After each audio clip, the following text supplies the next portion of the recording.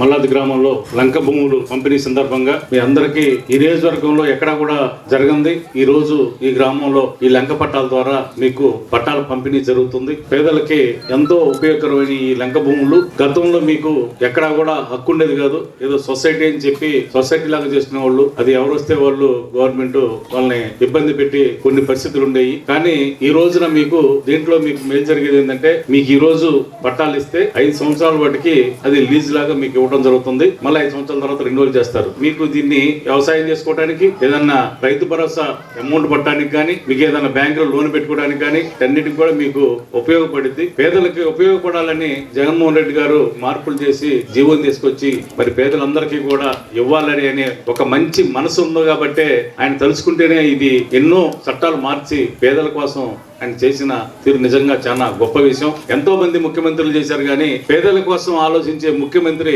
జగన్మోహన్ రెడ్డి గారు అని చెప్పి నేను సభాముఖంగా తెలియజేస్తున్నాను. ఈ గ్రామంలో బెనిఫిట్స్ దాదాపు ఇప్పటికి సంక్షేమం ద్వారా 21,19 లక్షల రూపాయలు ఈ గ్రామానికి రావడం జరిగింది. మరి ఏదన్నా కానీ చాలా ఎక్కువ అమౌంట్ వచ్చింది. అభివృద్ధి ద్వారా 2,39 లక్షల రూపాయలు ఈ గ్రామానికి ఇవ్వడం జరిగింది మన ప్రభుత్వం వచ్చిన తర్వాత.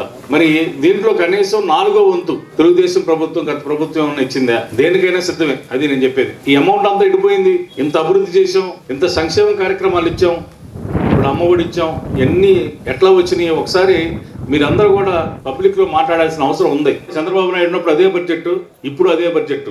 అప్పుడు డెవలప్మెంట్ లేదు, ఇప్పుడు డెవలప్మెంట్ ఉంది. ఇవన్నీ ఎట్లా సాధ్యమైంది? గత ప్రభుత్వాలు ఎందుకు చేయలేదు?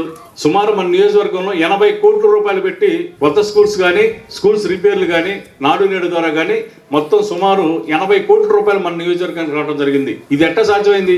రాజధాని అన్నాడు, రాజధానికి ఏమైనా రోడ్డు వేసాడా? కనీసం ఏమైనా బిల్డింగ్ కట్టాడా? మరి కేసీఆర్ మరి 650 కోట్లతోటి అసెంబ్లీ సెక్రటరీ కట్టేశాడు. మరి ఈయన ఏం చేశాడు? తాత్కాలికమైన సెక్రటరీ కట్టాడు. ఈయన అది శాశ్వతం కాదు, తాత్కాలికం అంట. ఆ మంగళగిరి దగ్గరే ఒక 200 ఎకరాల్లో కడితే బ్రహ్మాండంగా డెవలప్ అయిపోయేది. ఈయనే రియల్ ఎస్టేట్ చేస్తాడు, ఈయనే నగరాలు కట్టేస్తాడంట. నగరాలే కట్టేస్తాడు, ఆ రాజధాని నగరం సంపద సృష్టిస్తాడంట. మరి 5 సంవత్సరాలు ఎందుకు చేయలేదు? ఒక రోడ్డు ఎందుకు చేయలేదు? మరి మీడియా ఉందని చెప్పి మాట్లాడటం తప్పితే ఏమైనా అర్థం ఉండాలి మాట్లాడేదానికి, నువ్వు చేసేదానికి. నీ మాటలు ఇంకెవరు నమ్ముతారా? రుణమాఫీ చెప్పావు, రుణమాఫీ చేసావు ఊరికన్నా. బాబు వస్తే జాబ్ వస్తున్నావు, ఊరికన్నా జాబ్ ఇచ్చావు. నువ్వు ఒకటికి ఇచ్చానని చెప్పు, ఊరికన్నా పలానావుడికి ఇచ్చానని చెప్పు. నేను చెబుతా, ప్రతి ఊర్లో 12 మంది గవర్నమెంట్ ఎంప్లాయీస్ ఉన్నారు ఇప్పుడు ఇక్కడ. నువ్వు 5 సంవత్సరాల్లో నువ్వు ఇచ్చింది 30,000 ఉద్యోగాలు ఇచ్చావు. జగన్మోహన్ రెడ్డి గారు 2,08,000 ఉద్యోగాలు ఇచ్చాడు. సచివాలయం స్టాఫ్ కానీ, టీచర్స్ కానీ, డాక్టర్స్ కానీ అందరూ కలిపి 2,08,000 ఉద్యోగాలు ఇవ్వడం జరిగింది. శంకర్రావు ఏం చేశాడు అనేది ఒకసారి ప్రజలకి తెలియపరచాలి. మీరు అందరూ కూడా విమర్శించుకోవడానికి ఇది టైం కూడా కాదు. మన పని మనం చేసుకుంటూ వెళ్దాం, అభివృద్ధి చేసుకుంటూ వెళ్దాం. మీరు అందరూ కూడా నేను నచ్చాను అనుకుంటేనే, నేను బాగా పనిచేస్తాను అనుకుంటేనే నాకు ఓటేయండి. జగన్మోహన్ రెడ్డి గారు పెద్ద మనసుతోటి మీరు ఆయన్ని ఆశీర్వదిస్తే మళ్ళా ముఖ్యమంత్రి అయితే పేదల కుటుంబాలకి, మన కోసం కాదు, పేదల కుటుంబాలందరూ బాగుండాలంటే ఆయనకు ఓటేయాల్సిన అవసరం మనకు ఉంది. పెదకూరపాడు అభివృద్ధి చెందాలి అంటే శంకర్రావుకు ఓటేయండి.